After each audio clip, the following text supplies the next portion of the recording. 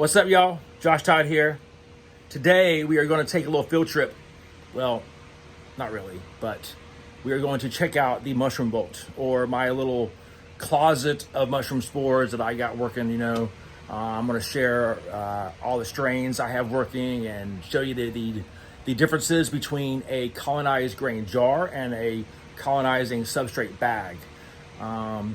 When people start telling you if their product is, halfway colonized, or you got to wait until it's fully colonized, what does that mean? If you're new, you really don't understand. I know that whenever I first started, I was like, what do they mean fully colonized?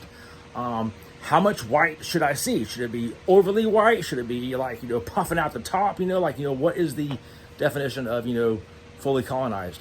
So here we go. Let's check out the mushroom vault here, and it's in a closet. And I got lots of things working over here, I've got we have chestnuts, we got pink oysters, we got black pearls, we got blue oyster, and we got shiitake. So I got 5 different strains working in this closet right now. And if you can see, some of them are looking pretty white, some of them looking like they first started, like my pink oysters, right here. I just started those, so those haven't really started, colonizing yet. But if we take a king here, or a black pearl, I've heard them call both names. If you look at it, it's looking pretty white, but you can turn the jar a little bit and whoops, there we go. It's not quite fully done. So I would say this is about 3/4 colonized, but whenever it's all done, it should look like that. Nice and white, bottom looking good, top's looking good, the whole thing. So that's what a fully colonized jar would look like. So another example, let's pull over here to a blue oyster. So blue oyster, same thing, it's looking really good, and then you turn the jar and it's not quite there yet. So that one too is about 3/4. It takes about 2 weeks, 2, pushing 3. I haven't had anything take longer than 3 weeks, unless there's something going on in it, But your average time is the 14 days. Okay, so substrate bags. I use what is kind of a master's mix, which is the hardwood fuel pellets. I like oak. If you have seen my video on the oak logs, I like to use oak. It has a natural fungi, and it just grows mushrooms on it really easily, so I've had a good luck with it. And I'm in South Georgia. There's oak logs everywhere. So substrate bags, if you look over here, I've got a shiitake bag, and this bag, as you can tell, is pretty white. The bottom is pretty white, all the way around it. This one here is doing fantastic. It's got that, nice color to it. Really happy. But then you can go over to another bag.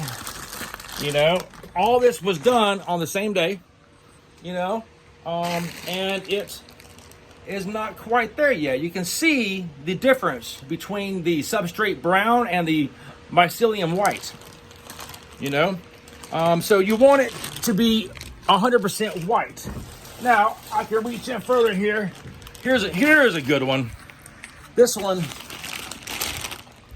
again, you can see how it is not quite there yet, but it is working. So yeah, different stages, different growth patterns. The bottom ones here I did today, and this is chestnut, and as you can see, it's all brown. There's no white. I mean, I just did these like an hour ago. So I'm gonna expect to see something in about 3 days, maybe 4, as long as everything goes well.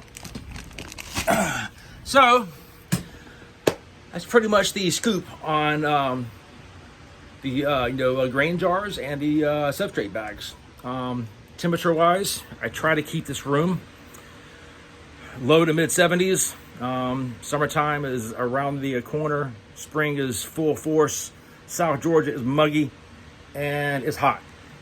We haven't quite kicked on our AC yet. Try to wait another month. Plus it's on the fritz, you know, so I don't know. Hopefully I don't end up having to go buy a new unit. But as you can see, you know, I'm definitely not low 70s, you know, I'm like, you know, I'm in high 70s. But, you know, it's usually only for a couple hours, you know, per day. And then I can cool it down. And at night, you know, I drop it down to, you know, mid 60s. So it's only at that high 70. I've seen it at 81 once. And from what I can tell so far, anything under 55 and over 80, you're starting to get in that zone of either too cold or too hot. You know, some strains like a good cold snap. You know, oysters. That's one of the signs that it's time to fruit is a nice little cold snap. You know, so dropping down in the low 50s is actually really good. It's just one of those, you know, signs that freaking Mother Nature has to, all right, guys, it's time. Let's go. You know, fruiting out mushrooms. Anyway, so questions, comments. Tap like, so, you know, subscribe, tell your friends. If you want to learn about, you know, cultivating mushrooms, stay tuned.